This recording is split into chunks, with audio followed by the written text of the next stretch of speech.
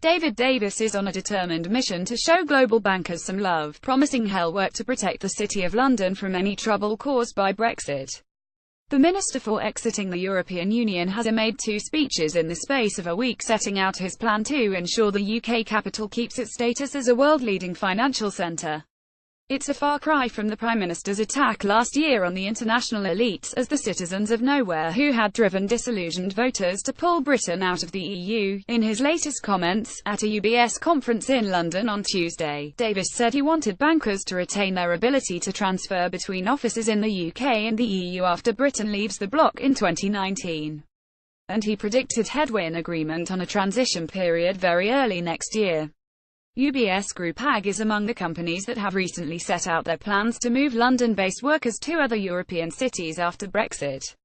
UK Prime Minister Theresa May has proposed a 2-year transition phase intended to keep businesses from triggering their contingency plans while Brexit talks continue, but the EU is reluctant to agree to the idea until Britain has signed up to the terms of the divorce. An implementation period is not the only area where we've listened and taken the concerns of businesses on board, Davis said.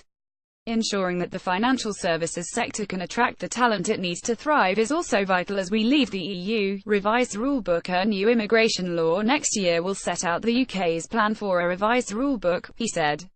While Britain wants to control the numbers coming in, this won't mean pulling up the drawbridge, especially for highly skilled workers like bankers, he said. We want to ensure that our new partnership with the EU protects the mobility of workers and professionals across the continent, according to Davis. Whether this means a bank temporarily moving a worker to an office in Germany or a lawyer visiting a client in Paris, we believe it is in the interests of both sides to see this continue. A new regulatory regime for financial services after Brexit must be reciprocal and durable, he said.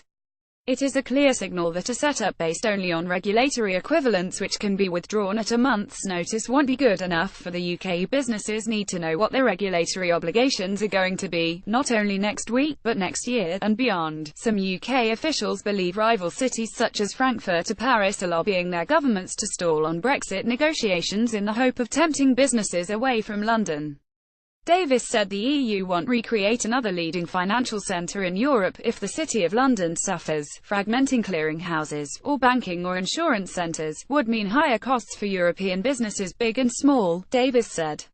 Protecting the city and the contribution it makes to communities and economies right across Europe is a responsibility not just for the UK, but for Europe as a whole.